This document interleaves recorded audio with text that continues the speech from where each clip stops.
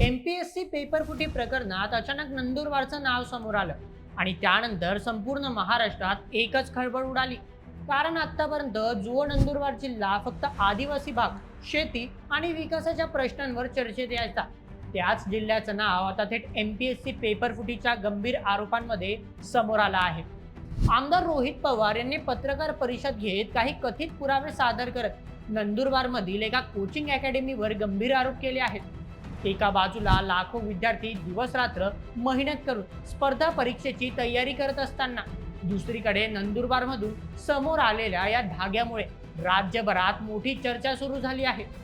एका WhatsApp message पासून सुरू झालेलं हे प्रकरण आता नंदुरबारमधील एका कोचिंग अकॅडमी पासून ते थेट एमपीएससी पेपर फुटीच्या आरोपांपर्यंत पोहोचलं आहे. तर मग नेमकं काय आहे या पेपर फुटी प्रकरणाचं नंदुरबार कनेक्शन? रोहित पवारांनी नेमके कोणते पुरावे सादर केले आणि या सगळ्यांवर एमपीएससी आयोगाची अधिकृत भूमिका काय आहे? चला सविस्तर पद्धतीने जाणून घेऊया आजच्या व्हिडिओमध्ये. आजच्या बातमीचे लेखक आहे मेहुल मराठे. तर मित्रांनो, सध्या संपूर्ण देशभरात पेपर फुटीमुळे वातावरण तापलेले असताना आता महाराष्ट्रातून देखील असाच एक मोठा पेपर फुटीचा प्रकार समोर आलाय. राज्यातील प्रशासकीय भरतीसाठी महत्त्वपूर्ण मानल्या जाणाऱ्या महाराष्ट्र लोकसेवा आयोगाच्या एमपीएससी परीक्षेत संबंधित प्रकार उघड झाल्यामुळे राज्यभरातून संताप व्यक्त होताना दिसतोय. सध्या सोशल मीडियावर या प्रकरणी अनेक दावे आणि प्रतिदावे समोर आले आहेत.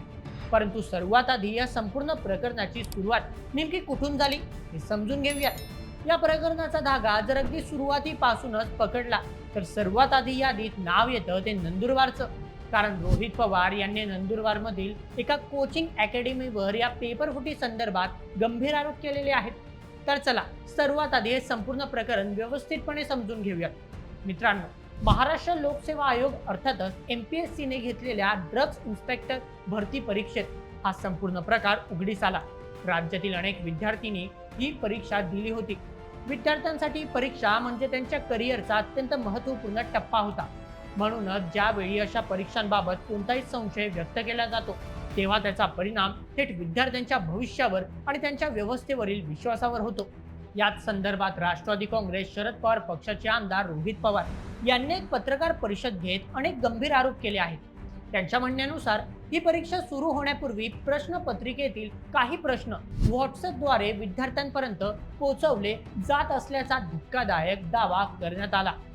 आपल्या या आरोपाला समर्थन देण्यासाठी त्यांच्याकडून काही कथित स्क्रीनशॉट्स, व्हॉट्सअप चॅट्स आणि इतर कागदपत्र देखील माध्यमांसमोर सादर केली गेली. मात्र या संपूर्ण प्रकरणात सर्वाधिक चर्चा झाली ती नंदुरबार येथील कौटिल्य कोचिंग अकॅडमीची. कारण रोहित पवारांकडून पत्रकार परिषदेत या कौटिल्य अकॅडमीचा वारंवार उल्लेख करण्यात आला. या अकॅडमीशी संबंधित त्यांच्याकडून अनेक गंभीर आरोप लावले गेले आहेत. रोहित पवारांनी केलेल्या दाव्यानुसार या अकॅडमीशी संबंधित काही व्यक्ती आणि विद्यार्थ्यांमध्ये झालेल्या संवादातून पेपर फुटीचा संशय निर्माण होतो. नंदुरबारमधील कौटिल्य अकॅडमीच्या एका विद्यार्थ्याला जवळपास 90% प्रश्न आधीच मिळाले होते. दिनांक 22 मार्च 2026 रोजी परीक्षा झाली होती, परंतु 20 मार्च 2026 ला संबंधित विद्यार्थ्याला प्रश्न मिळाले होते. एक माणूस पैसे मिळाल्यावर प्रश्न पाठवायचा आणि 2 ते 3 मिनिटांनी ते लगेच डिलीट फॉर ऑल करायचा. एका विद्यार्थ्याने हे डाउनलोड केलेले प्रश्न आपल्या मित्राला पाठवले होते. त्यामुळे या गोष्टीचे पुरावे उपलब्ध आहेत असा दावा देखील रोहित पवारांकडून केला गेला. त्याचप्रमाणे रोहित पवारांनी पत्रकार परिषदेत या संबंधित काही व्हॉट्सअप चॅट्स आणि स्क्रीनशॉट्स देखील सादर केले. या प्रश्नपत्रिकेतील किमान 10 प्रश्न चुकीचे सोडवा, तुम्ही पकडले जाणार नाही असे देखील सांगितले गेल्याचा दावा त्यांच्याकडून करण्यात आला आहे. पत्रकार परिषदेत बोलताना रोहित पवारांनी दावा केला की ही केवळ शंका किंवा अंदाजावर आधारित बाब नाही. विद्यार्थ्यांकडून त्यांच्यापर्यंत अशी माहिती आली ज्यामुळे या परीक्षेच्या पारदर्शकतेवर गंभीर प्रश्न निर्माण झाले आहेत. पत्रकार परिषदेत रोहित पवारांनी आणखी एक मुद्दा उपस्थित केला. त्यांच्या मते जर परीक्षा सुरू होण्यापूर्वीच काही विद्यार्थ्यांकडे प्रश्न पोहोचले असतील तर हा केवळ एका विद्यार्थ्याचा किंवा एका अकॅडमीचा प्रश्न राहत नाही. हा संपूर्ण भरती प्रक्रियेवरील विश्वासाचा प्रश्न बनतो. कारण स्पर्धा परीक्षांमध्ये हजारो विद्यार्थी अनेक वर्षे मेहनत घेतात. अनेक जण नोकरीची आशा बाळगून दिवस रात्र अभ्यास करतात.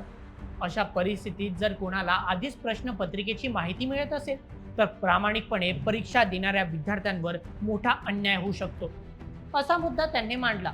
याच कारणामुळे त्यांनी या प्रकरणाची सखोल आणि निष्पक्ष चौकशी करण्याची मागणी केली. तसेच या प्रकरणात दोषी कोणताही असो त्याच्यावर कठोर कारवाई व्हावी अशी ही भूमिका त्यांनी मांडली. दरम्यान या पत्रकार परिषदेनंतर हा विषय सोशल मीडियावर मोठ्या प्रमाणात चर्चेत आला. अनेक विद्यार्थी आपल्या आरोपांची निष्पक्ष चौकशी व्हावी अशी मागणी केली आहे. मात्र हे लक्षात घेणं महत्त्वाचं आहे की हे सर्व दावे रोहित पवारांनी पत्रकार परिषदेत केलेले आरोप आहेत. या आरोपांची अधिकृत चौकशी अद्याप पूर्ण झालेली नाही आणि संबंधितांवर कोणताही अंतिम निष्कर्ष अधिकृतरित्या जाहीर झालेला नाही.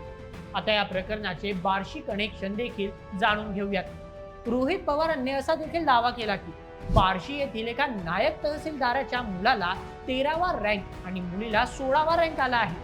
मग प्रश्न उपस्थित होतो की हा केवळ योगायोग आहे की यामागे भलतंच काहीतरी लपलंय. आणि इथूनच या प्रकरणाची बार्शी कनेक्शन समोर येते. संबंधित प्रकरणी काही मुलांनी MPSC कडे तक्रार केली, मात्र कोणतेही उत्तर मिळाले नाही. अधिकारी विद्यार्थ्यांना धमक्या देत आहेत की तुमच्यावर पोलीस कारवाई करू, असा धक्कादायक आरोप देखील रोहित पवारांकडून लावण्यात येतोय. या प्रकरणी रोहित पवारांनी FDA आयुक्त तुकाराम मुंडे यांची देखील भेट घेतली, कारण ही भरती प्रक्रिया FDA विभागातील ड्रग इन्स्पेक्टर पदासाठी आहे. त्यामुळे मुंडे यांच्याकडे स्वतंत्र आणि निष्पक्ष चौकशी मागणी करण्यात आली. या प्रकरणी सोशल मीडियावर देखील एक दावा मोठ्या प्रमाणात व्हायरल होतोय. यामध्ये व्हॉट्सअपवर प्रश्नपत्रिका लीक झाल्याच्या आरोपापासून तर गुणवत्ता यादीत काही विद्यार्थ्यांना मिळालेले संशयास्पद मार्क्स या सगळ्या गोष्टींवर प्रश्न उपस्थित केले जात आहेत. त्यामुळे येणाऱ्या काळात MPSC आयोग आणि तुकाराम मुंडे या प्रकरणी नेमकी काय भूमिका घेतात ते पाहणे देखील तितकेच महत्त्वाचे असेल. परंतु या एवढ्या मोठ्या राज्यव्यापी पेपरफुटी स्कॅममध्ये नंदुरबार सारख्या जिल्ह्याचं नाव पुढे येणं खरोखरच आश्चर्याची गोष्ट मानली जात आहे. तर मित्रांनो, या संपूर्ण विषयावर तुम्हाला काय वाटतं? या पेपरफुटी प्रकरणात रोहित पवारांकडून केलेल्या आरोपांवर नेमकी कोणती कारवाई केली जाते आणि MPSC सारख्या परीक्षेत घडलेल्या या प्रकाराला नेमकं कोण जबाबदार आहे? तुमचं मत आम्हाला कमेंटमध्ये नक्की कळवा आणि अशाच व्हिडिओसाठी सबस्क्राईब करा बोल MH आपल्या यूट्यूब चॅनलला. धन्यवाद.